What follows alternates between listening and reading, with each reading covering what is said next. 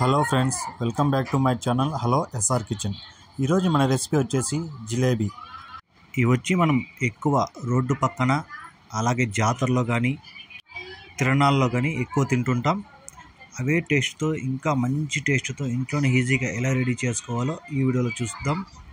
ఒకసారి మీరు ట్రై చేయండి, ఎలా వచ్చిందో కామెంట్ చేయండి.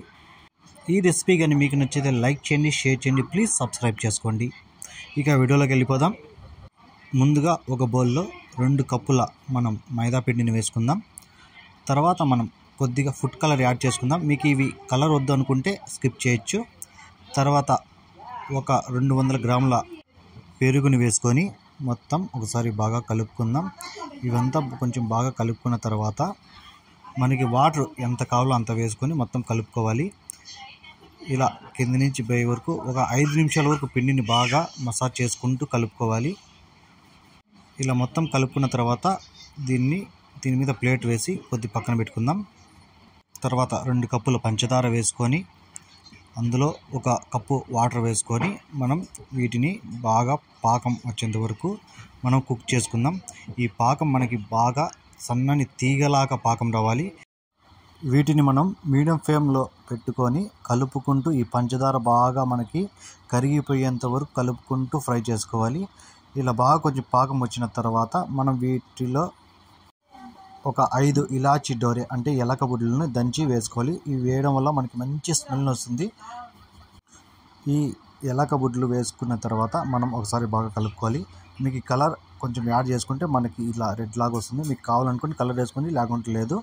ఈ పాకాన్ని పక్కన పెట్టుకున్న తర్వాత మనం కలిపి పెట్టుకున్న పిండిలో వంట సోడా కొద్దిగా వేసుకొని 1 స్పూను నిమ్మరసం వేసుకొని ఇదంతా మొత్తం బాగా కలుపుకోవాలి. ఇది వంట సోడా ఈ నిమ్మరసం బాగా కలిపేంత వరకు మనం 1 నిమిషం పాటు వీటిని అంతా బాగా కలుపుకోవాలి.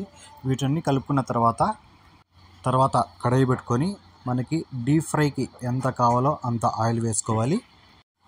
తర్వాత ఈ పిండిని ఒక కవర్లో వేసుకోవాలి. నేను వచ్చి పాల కవర్ తీసుకున్నాను. మీకు కావాలనుకుంటే జిలేబీ చేయడానికి మెటీరియల్ అయితే దొరుకుతుంది. అది సూపర్ మార్కెట్లో అయితే దొరుకుతాయి. మీరు కావాలంటే అవి తెచ్చుకోవచ్చు. ఇక మనమైతే ఆ కవర్కి చిన్న రంధ్రం పెట్టుకొని ఇలా చిన్నగా వేసుకోవాలి. మనకైతే ఇది ఫస్ట్లో రాలేదు కాబట్టి ఒకసారి ఎత్తేసినాక మనం కొంచెం పెద్దగా వేసుకున్నాము. ఫస్ట్లో అయితే 2-3 మామూలుగా ఇట్లా చెడిపోతాయి. మనకు కూడా ఇవి అంత బాగా అయితే రౌండ్ రాలేదు. ఈ జిలేబీ వేయడానికి ఒక యుద్ధమే చేయాల్సి వచ్చింది. ఒక 2 రౌండ్లు వేయిన తర్వాత మనకి వచ్చి ఈ షేప్ కొంచెం పెద్దగా వచ్చింది.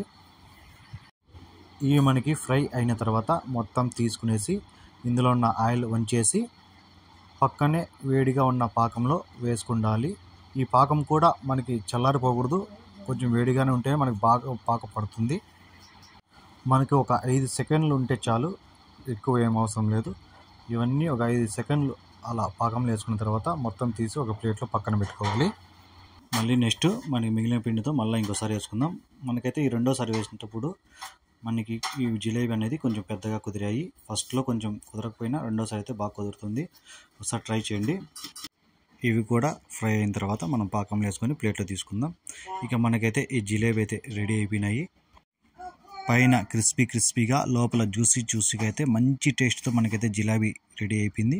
ఒకసారి మీరు కూడా ట్రై చేయండి, ఎలా వచ్చిందో కామెంట్ చేయండి. ఈ రెసిపీ కానీ మీకు నచ్చితే లైక్ చేయండి, షేర్ చేయండి, ప్లీజ్ సబ్స్క్రైబ్ చేసుకోండి. Thank you.